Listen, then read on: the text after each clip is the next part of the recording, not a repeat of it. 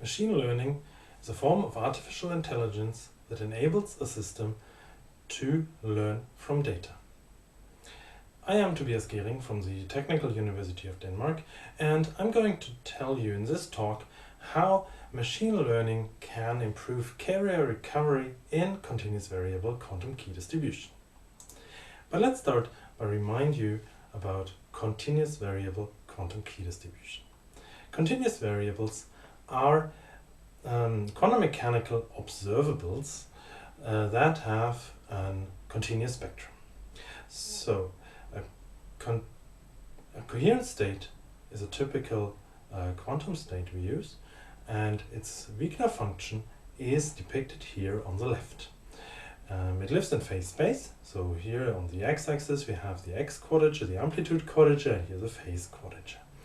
And the Wigner function is describing the state. When we project the Wigner function onto one of its axes, then we obtain a probability distribution that a measurement is following.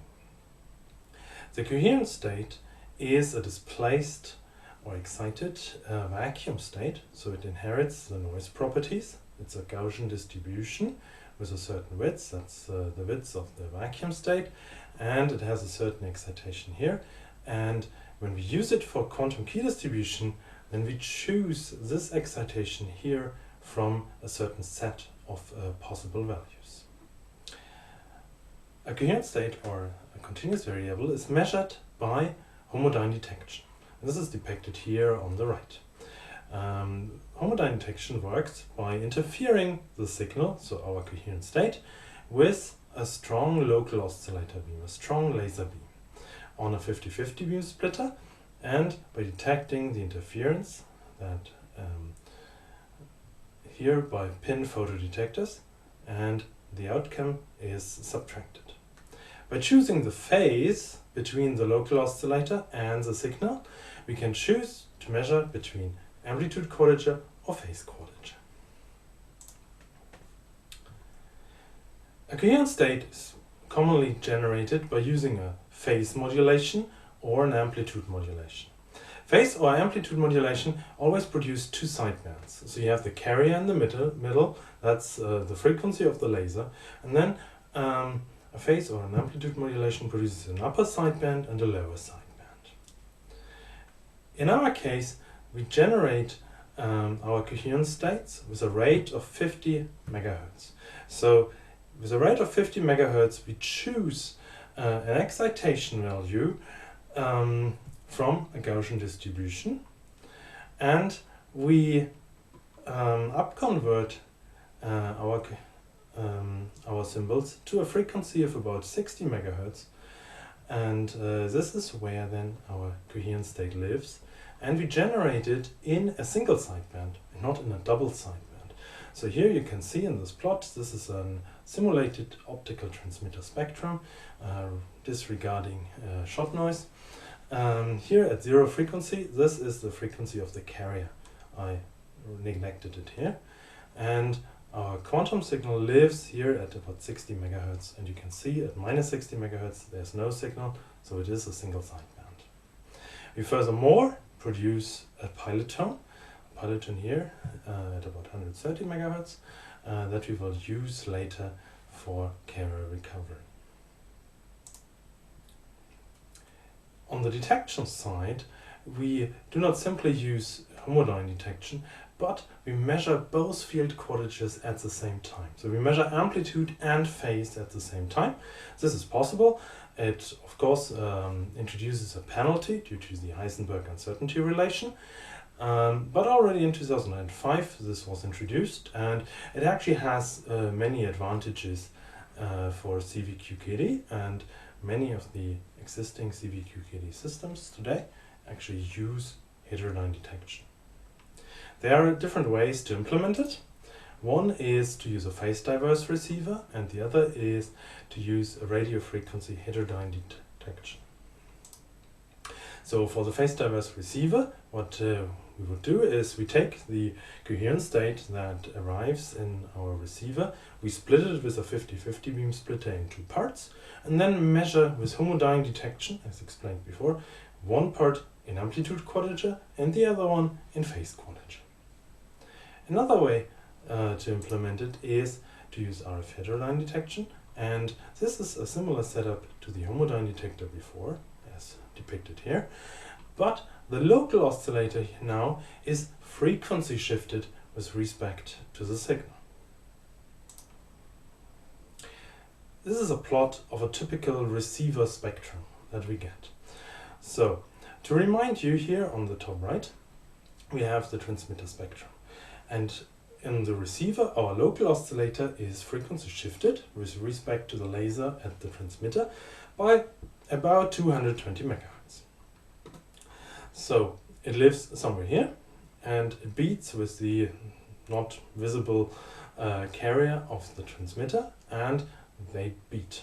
And what we get is a beat signal between the 2 lasers, and this is shown here with this. So this is the laser frequency difference frequency between the 2 lasers. The local oscillator also beats with a pilot tone. So if it's here, frequency difference there, so it ends up over here, and with the quantum signal, so it ends up over there. Now, this is how our the schematic of our QKD system looks like. We have a transmitter, LS, has a 50-50 nanometer continuous wave laser, and we do single sideband modulation by a so-called in-phase and quadrature modulator, where we apply the signal I've just shown in the transmitter spectrum. Then we attenuate the beam to obtain the correct power in the quantum signal to actually achieve security. We transmit it through a quantum channel, and on the receiver side we detect it with RF heterodyne detection. So our laser, we have an independent laser here that is free running with respect to the transmitter laser, also at 50-50 nanometer, but 220 megahertz frequency shifted, also continuous wave, and we perform detection. Our QKD system consists mainly of off-the-shelf components, except of our homodyne detector, which we developed ourselves.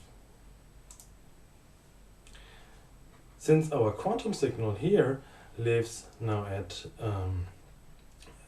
a certain sideband frequency and was detected by heterodyne detection, we actually need to perform certain digital signal processing steps to recover the excitations that were sent or modulated by the transmitter.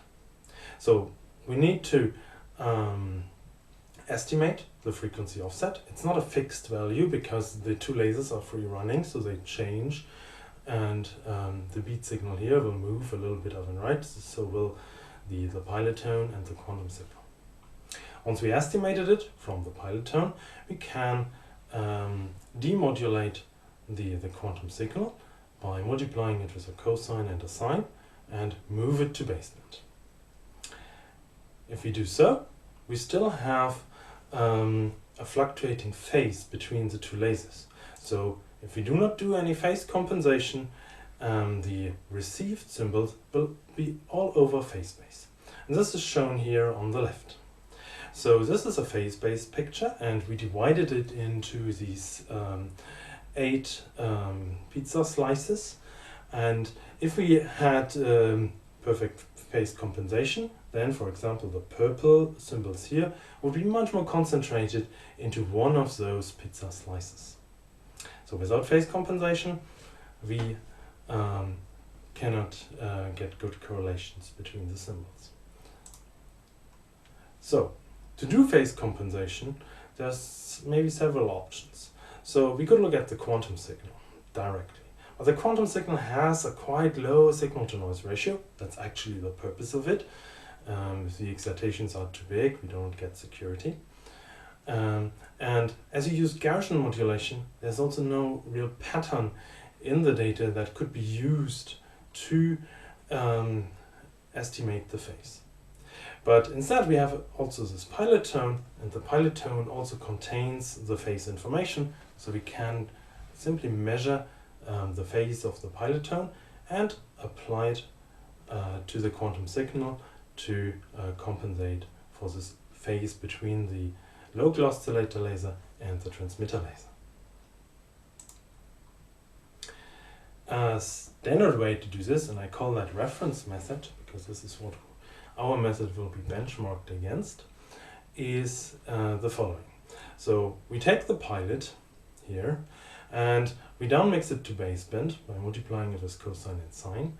We low pass filter the result, and then we can extract the phase by taking the arcus tangens between the two outcomes, between the phase and the amplitude quadrature. And how that performs, we will see later. And I will first explain what we do instead. So another way to do this is to use Bayesian inference to do parameter estimation. And Bayesian inference is known to be statistically optimal, and the parameter in question here is the phase, and we measure the pilot. And the general idea behind Bayesian inference is the following. So we have a series of noisy measurements here. They depend on the phase, and in our case these noisy measurements are obtained by heterodyne detection. We also have prior information about the phase, because it's a beat between two lasers and the phase of the lasers fluctuate, and an ideal laser would follow a Wiener process. So this is described by the model of the laser phase noise. We also need the measurement model. This is the probability distribution to obtain a certain outcome in our measurement given a certain phase. And this is given by the beat between the local oscillator and the pilot. This gives us a sine wave at the beat frequency plus the phase. We are interested in that phase, and a noise term, and for example shot noise. So it's a Gaussian distribution, zero mean, and shot noise variance. We then use these to construct the posterior distribution. The posterior distribution is the probability distribution that, given the data, that a certain phase given the data. And this is proportional, using Bayes' rule, to the measurement model times the prior information. And then, by taking the mean of the posterior distribution, we get our phase estimate. So now we do not really want to take a whole series of measurement first and then apply the data, but we would prefer a recursive update algorithm. So measurement comes in, we applied our Bayesian inference and get an estimate of the phase. In particular, also the parameter we estimate, the phase, will change with time. Obvious, because the laser phase noise is not it's noise. It's changing with time. These two can be taken into account by Kalman filters that basically solve the Bayesian inference. And there's a certain problem that also needs to be taken into account, and that is that our measurement model is non-linear. So the outcome basically we get in our measurement is has a sign dependence on our parameter in question. And this can be solved by the unscented Kalman filter. And the next problem is that our prior model is not precisely known. So an ideal laser follows a Wiener process, but we don't have ideal lasers in this world. Instead, we have real lasers, and they do not have a Lorentzian line shape, but it's a bit broadened, and how it actually looks like and which model it follows is very difficult. So we would like to actually estimate this directly or learn it from the data. That the Unscented Kalman filter actually is a recursive update algorithm, and it handles the nonlinearity in our measurement model by approximating the posterior distribution by a Gaussian distribution. And then it takes the mean and plus minus the standard deviation as so-called sigma points, and which are propagated through the measurement model to take this nonlinearity into account. And then we use a Metropolis-Hastings algorithm to actually find the optimal parameters for the prior model, because we don't know how the laser phaseness should be modeled, and we basically learn that from the data. The algorithm has a certain convergence speed, and this is a simulation showing its behavior. So what we did here is we assumed ideal lasers, so a Wiener process, and lasers with a 2 kHz line width. And then we estimated a time series, so that's given here by samples in this case, a certain sampling rate, and we obtain a time series of phase. And this is the yellow trace. This is the phase we want to estimate. And then we take our Unscented Kalman filter to simulate it, and as a parameter in the first place, so an initial parameter, we put in a certain line width. And here we vary this line width from about 100 kHz, much higher than the actual 2 kHz, to a much lower value, 0.1 kHz. And here you can see what happens. So for high line width, the initial parameter, the algorithm converges quite quickly, but may have some overshoot. And if the parameter is chosen very low, then the convergence speed is very low. But in general, it doesn't really matter what we choose. In the end, we get to the real value. And not to confuse you a little bit, here the shaded area around the mean value is actually the approximating Gaussian distribution of the posterior distribution, and not the error itself. So to evaluate how well this phase estimation algorithm works for our CV QKD system, we look at the secret key rate. And the secret key rate for CV QKD, not taking finite size effects into account, is given by this formula here, well known, by the error reconciliation efficiency beta times the mutual information between Alice and Bob symbols minus the Olevo information, so the information of Eve on the data.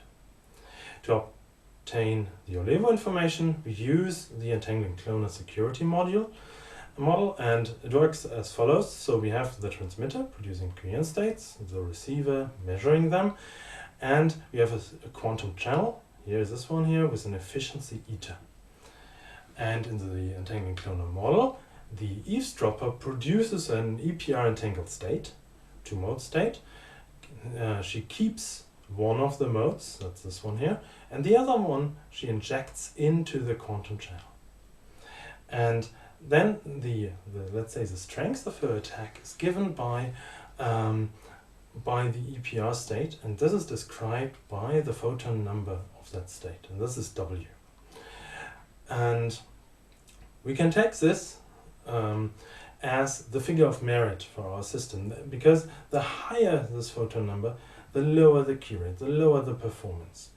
And in the next slide, I will use not directly this W of the entangled state, but a scaled version, scaled to the output of the fiber channel. And this is U, so this is omega times 1 minus the efficiency of the channel. These are the results. So here you can see the excess noise photons we obtain. The better the phase compensation, the lower it is. The worse the phase compensation, the higher it is. On the x-axis, we changed the signal-to-noise ratio of our pilot beam. And we did that by applying a bandpass filter around the pilot. And the wider we take this filter, the more noise we have in the system, and the lower the signal-to-noise ratio becomes. And then you can see here 3 lines. The blue one is the Unscented Kalman filter we implemented in this work, and we compare it to the reference method that I explained before. That's the black one over here. And another version of Bayesian inference based on an extended Kalman filter, the so-called EKF. The EKF also performs a Gaussian approximation of the posterior distribution, but do not use sigma points to propagate through the nonlinearity. This basically means that the EKF is less computational demanding than the UKF, but as you can see, for low signal-to-noise ratio, it also performs worse.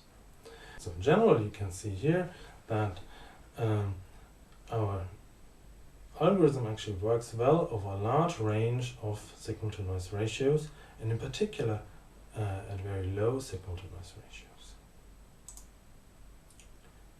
This is also reflected in the secret key rate that we estimated with, so we assumed an error reconciliation efficiency of 95%, and this shows the secret key rate versus the pilot signal-to-noise ratio for, again, our implementation, the UKF, the EKF as reference, and the reference method here. So we can see that the UKF performs better for lower signal-to-noise ratios than the EKF, and the reference method in our case is actually not able to generate a secret key. And one reason for this is that the power in the pilot we have is just about a factor of 3 larger than the quantum signal. And if you would increase the signal here tremendously, so basically increase the signal-to-noise ratio, then the reference method is expected to perform in the same way as the EKF or the UKF. And with this, I'd like to summarize. We have shown a machine learning framework that learns the phase noise process to improve phase recovery in CV QKD, shows a very good performance over a large range of signal-to-noise ratios, which basically means that it's very robust against environmental changes. So if the signal drops, if the noise increases, the performance basically stays the same of the phase estimation algorithm. It also works very nicely for low signal-to-noise ratio, and this has implementation advantages. So we can use actually lower pilot tone power, and this makes implementations much simpler. So we do not need to polarization multiplex, or we can use we have lower distortion from the pilot tone into the quantum signal. And with this, I'd like to thank the team, in particular Hou-Man Jain, who implemented the machine learning framework, and Nitin, Jain, who performed the experiments, as well as our collaborator, Darko, Zibar from DTU Photonics. Thank you very much.